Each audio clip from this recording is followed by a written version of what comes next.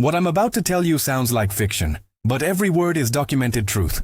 Imagine waking up one morning and discovering that your neighbor, your coworker, the person serving you coffee at the local cafe, all of them were secretly working for a foreign superpower, transmitting your country's most vital secrets across the ocean. Now imagine that wasn't just one or two people, but over 300 operatives, embedded so deeply into the fabric of a single city that they'd become invisible. This actually happened in Darwin, Australia, in the shadow of the Cold War. And the only reason we know about it today is because of a handful of brilliant minds who refused to give up on a code that everyone else said was unbreakable. Before we dive into this extraordinary tale of espionage, betrayal, and one of the most audacious counterintelligence operations ever conducted on Australian soil, let me know in the comments where you're watching from, and if you've ever heard whispers of this story before. Trust me, what you're about to discover will change how you see Cold War history forever. This isn't just another spy story. This is about the moment Australia realized it was under siege from within, and how a team of unlikely heroes, cryptanalysts armed with nothing but pencils, paper, and sheer determination, cracked open a conspiracy that reached into the highest levels of government, industry, and society itself. The implications of what they found didn't just reshape Australian intelligence. It redefined the entire strategic relationship between Australia and the United States, forged alliances that persist to this day, and exposed vulnerabilities that no Western nation believed existed on such a massive scale. The Darwin CIPHER case remains one of the most classified operations in Australian history, with documents still sealed, names still redacted, and truths still buried. But the fragments we have tell a story so remarkable, so improbable, that it deserves to be heard in full. Our story begins not with drama or explosions, but with silence. The peculiar static-filled silence of radio waves crackling through the tropical night air of northern Australia in 1947. The war was over. The world was exhaling. But in a nondescript building in Canberra, deep within the newly formed Australian Signals Directorate, a young woman named Margaret Chen sat hunched over a receiver, headphones pressed tight against her ears, transcribing patterns that made absolutely no sense. Margaret wasn't supposed to be there.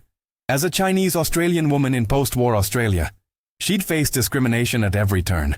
But she had something that transcended prejudice, an extraordinary gift for languages, and an almost supernatural ability to recognize patterns in chaos. She'd been recruited quietly, reluctantly, by an intelligence apparatus that desperately needed her skills, but wasn't quite ready to acknowledge her humanity. Night after night, Margaret logged these strange transmissions, bursts of seemingly random letters and numbers emanating from somewhere near Darwin, Australia's northernmost city, a strategic port that had been bombed repeatedly by Japanese forces just years earlier. The transmissions were irregular, appearing at odd hours, never following predictable schedules. Margaret's superiors dismissed them as atmospheric anomalies, equipment malfunctions, perhaps interference from commercial shipping traffic. After all, Darwin was a port city. Radio chatter was normal. But Margaret noticed something no one else did. Beneath the randomness was rhythm. Beneath the chaos was structure. She couldn't decode it, couldn't even begin to understand what it meant. But her instincts, the same instincts that had helped her survive as an outsider in a hostile world, told her this was human communication. Deliberate, purposeful, and deeply, disturbingly secretive. For 8 months, Margaret compiled these transmissions into thick folders that gathered dust on forgotten shelves. She wrote memos that went unread. She requested meetings that were declined. The official position was clear. Margaret Chen was overreacting, seeing patterns where none existed, letting her imagination run wild. Some colleagues whispered that her foreign heritage made her paranoid, too quick to see enemies everywhere. The institutional dismissal of her concerns wasn't just bureaucratic indifference. It was emblematic of a deeper arrogance, a belief that Australia was too remote, too insignificant, too loyal to Western interests to ever become a genuine battleground in the emerging Cold War. The British Empire might be crumbling, but surely the threat of Soviet infiltration was a problem for Europe and America, not for the sunburned, sparsely populated continent at the bottom of the world. But Margaret refused to let it go.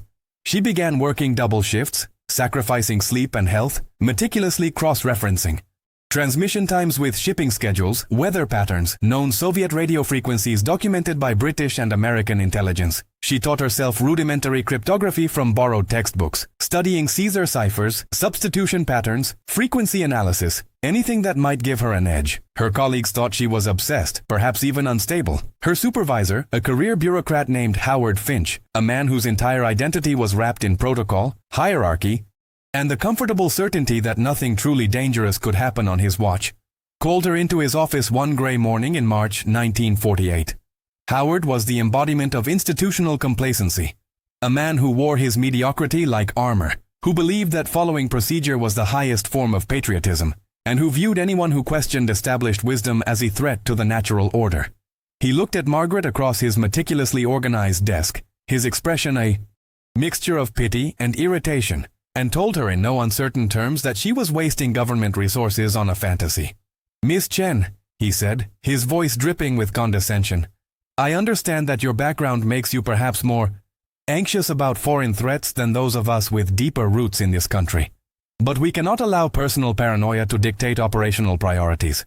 These transmissions, if they even exist as you describe them, are nothing more than radio interference. I'm reassigning you to transcription work. Perhaps something less interpretive would be more suitable to your skills." The words hung in the air like poison. The implication was clear. Stay in your lane, know your place, stop pretending you understand things beyond your station. Margaret felt the familiar sting of dismissal, the soul-crushing weight of being told that her voice, her expertise, her very perception of reality was less valid because of who she was and where she came from. She could have walked away. She could have accepted the demotion, swallowed her pride, and disappeared into obscurity like so many others who'd been told they didn't belong. But Margaret Chen had survived too much to surrender now. She looked Howard Finch directly in the eyes, and for the first time in her career she didn't apologize, didn't soften her words, didn't make herself smaller to fit into his comfortable worldview.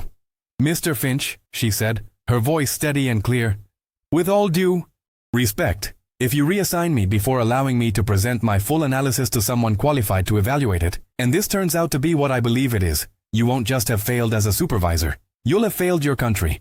I'm not asking for resources, I'm not asking for validation. I'm asking for 20 minutes with someone who understands signals intelligence to review my findings. If after that review they agree with you, I'll accept the reassignment without protest. But if you deny me even that, you're not protecting protocol.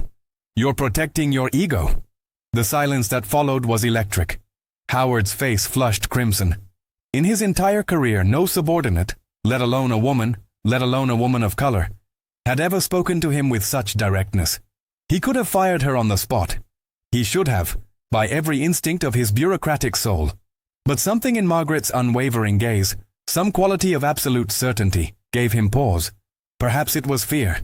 The tiny, nagging possibility that she might actually be right, and that his dismissal of her work might become a career-ending mistake. Or perhaps, buried beneath layers of prejudice and institutional arrogance, there remained a small fragment of the man who'd once joined the intelligence service because he genuinely wanted to protect his country. Whatever the reason, Howard made a decision that would change the course of history.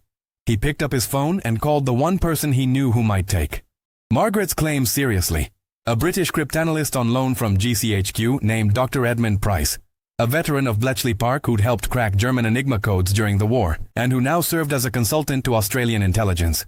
"Edmund," Howard said, his voice tight with barely suppressed anger, "I have a situation that requires your expertise. It's almost certainly nothing, but I want to close the matter definitively." Dr. Edmund Price arrived at Margaret's small office 3 days later, a tall, gaunt man with penetrating gray eyes and the distracted air of someone perpetually solving equations in his head.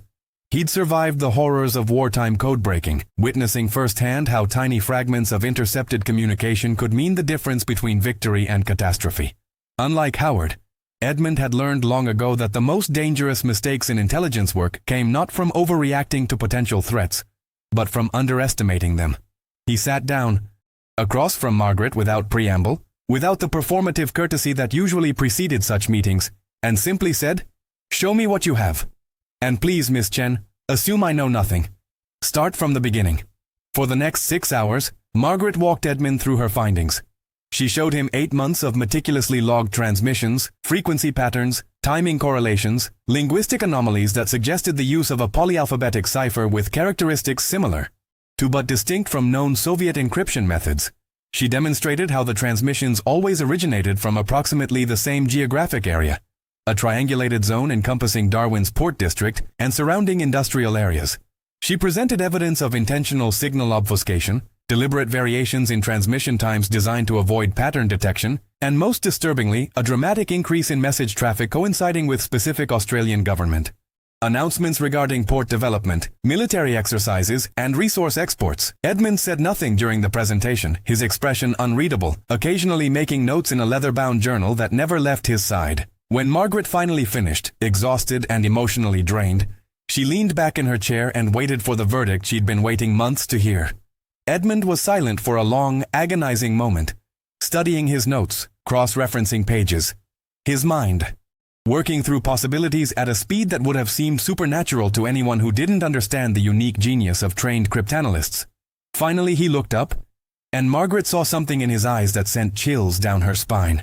Not dismissal, not skepticism, recognition, and beneath that, something that looked very much like fear. "Miss Chen," Edmund said quietly, "you're not paranoid. You're not imagining things. And this isn't random interference. This is Soviet military-grade encryption, almost certainly a variant of their wartime CIPHER systems, modified for peacetime intelligence operations. And if you're right about the volume and frequency of these transmissions, we're not talking about one or two operatives. We're talking about a network, a substantial, organized, deeply embedded network." He paused, choosing his next words carefully. "What you've discovered, Miss Chen, might be the largest Soviet intelligence operation on Australian soil since the war ended. Possibly the largest we've ever faced.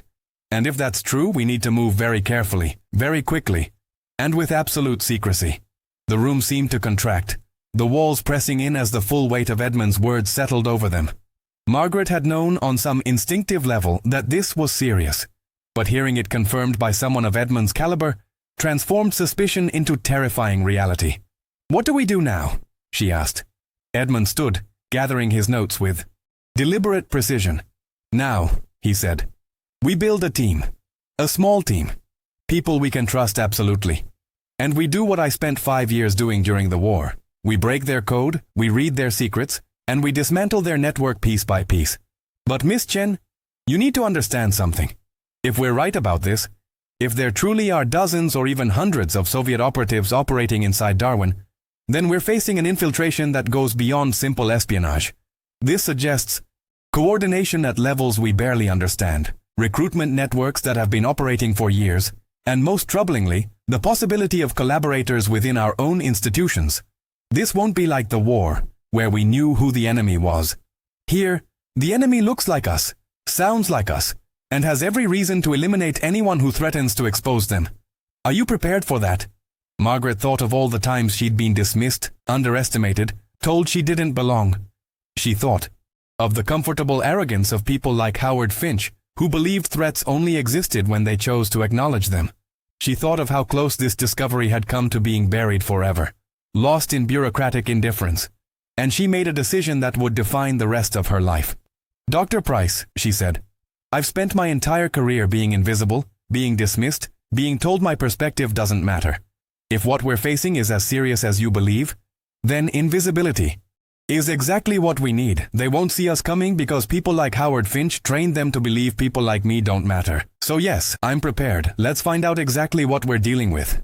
Over the following 6 months, Edmund assembled a team of 8 cryptanalysts, signals intelligence specialists, and field operatives, operating under such deep cover that even most of Australian intelligence leadership had no idea they existed. They called themselves the Darwin Project, a deliberately bland name designed to attract zero attention. Margaret became the team's lead signals analyst, working 18-hour days in a repurposed warehouse basement, surrounded by maps, intercepted transmissions, and the constant chatter of radio receivers tuned to frequencies most people didn't even know existed. The work was painstaking, frustrating, and frequently seemed impossible. Soviet encryption was sophisticated, layered with false patterns designed to mislead codebreakers, salted with deliberate errors to frustrate frequency analysis. But Edmund had learned from Bletchley Park that no code was truly unbreakable. Every cipher had weaknesses, patterns that emerged over time, human errors that crept into even the most disciplined operations.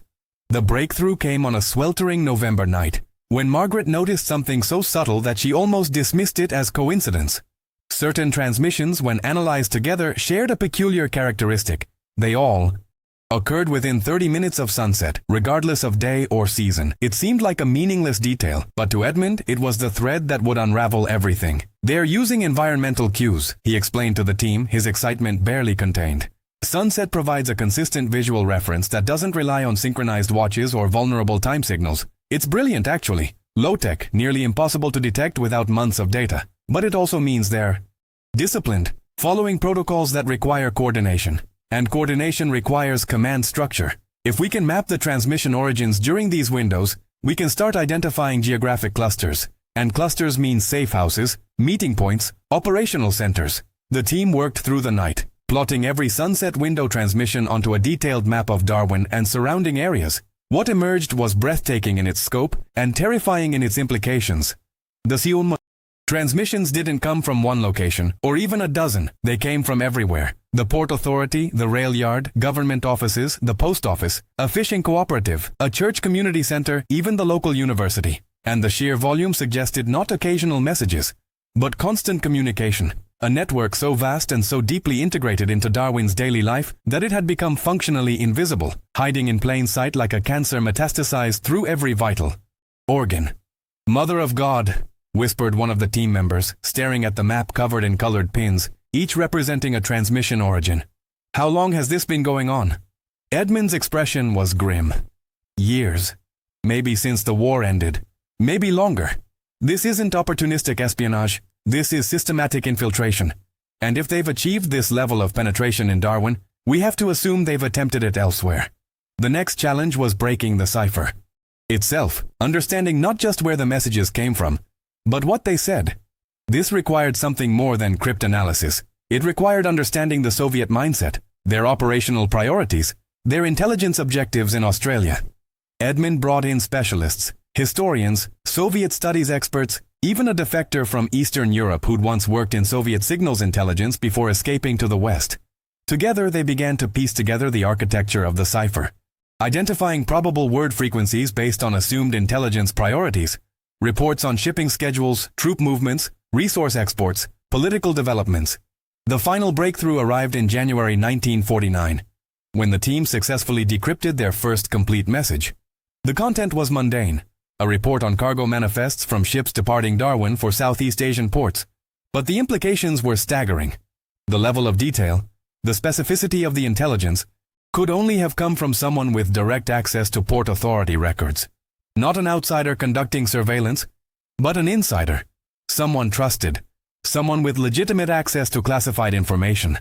"They're not just watching," Margaret said, her voice hollow with realization. "They're embedded. These aren't agents infiltrating institutions. These are the institutions. The people filing the reports, processing the paperwork, making the decisions. We're not looking for spies hiding in the shadows. We're looking for civil servants, workers, community members who've been recruited, trained, and activated. People who've lived here for years, established families, built reputations, people no one would ever suspect because they are Darwin." The enormity of it threatened to overwhelm the team. How do you conduct counterintelligence against an entire community? How do you identify operatives when they're functionally indistinguishable from loyal citizens? The traditional methods, surveillance, infiltration, interrogation, seemed impossibly inadequate against a network this sophisticated. But Edmund had one more idea, a strategy so audacious that when he first proposed it, half the team thought he'd lost his mind. "We don't try to identify them all," he said. "That would take years and tip them off immediately. Instead, we use what we've learned to send them false information. We let them continue operating, but we control what they see, what they report, what they believe to be true. We turn their network into our weapon. And while they're busy reporting the intelligence we feed them, we quietly identify the command structure, the handlers, the coordinators, the true Soviet intelligence officers managing this operation. We cut the head off the snake, not by chopping at every tentacle, but by finding the brain and neutralizing it." The operation that followed, codenamed Southern Cross, remains one of the most sophisticated counterintelligence campaigns ever conducted. For 8 months, the Darwin Project fed carefully crafted misinformation through channels they knew were compromised, tracking how that information flowed through the network, identifying communication patterns, mapping relationships between operatives. They watched as false intelligence about Australian military capabilities made its way into Soviet diplomatic cables, They observed as manufactured data about uranium deposits triggered visits from Soviet trade representatives, who were obviously intelligence officers. Slowly, painstakingly, they built a complete picture of the network's architecture. Over 300 individuals, organized in cellular structure with multiple layers of cutouts, dead drops, and plausible deniability, all coordinated by a small group of highly trained NKVD officers operating under diplomatic cover. The final phase began in September 1949, with simultaneous raids across Darwin and Canberra, coordinated with British and American intelligence to prevent diplomatic escalation. The operation was surgical, swift, and devastating. Within 72 hours, Australian authorities had arrested 43 individuals, identified as core operatives, expelled 7 Soviet diplomats, and quietly approached over 200 others with evidence of their activities, offering immunity in exchange for cooperation and information. The public story was carefully managed, framed as a routine counterintelligence operation, with minimal details released, preventing both panic and international embarrassment. But within intelligence circles, the Darwin CIPHER case became legendary.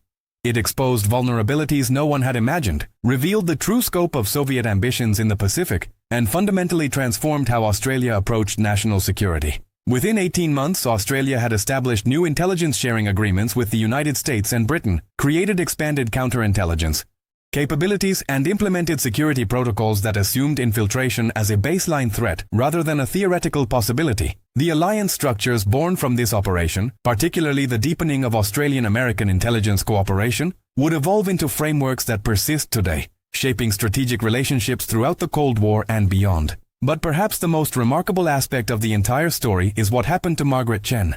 The woman who'd been dismissed, underestimated, told she was paranoid and unqualified, became the architect of Australian signals intelligence modernization. Edmund Price fought bureaucratic battles to ensure Margaret received full credit for the initial discovery, and against considerable resistance, she was promoted to senior analyst, becoming one of the first women of color to hold such a position in Australian intelligence.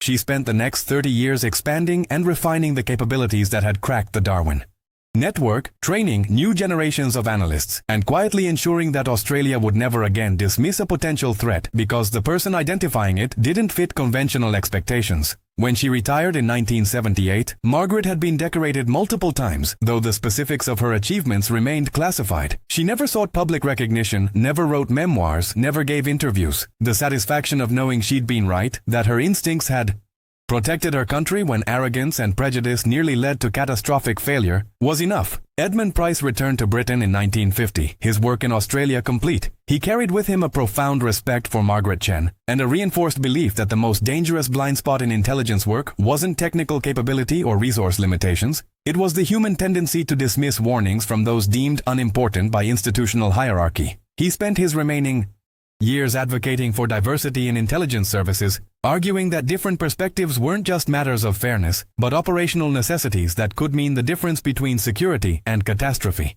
As for Howard Finch, the supervisor who'd nearly buried Margaret's discovery, his career ended quietly.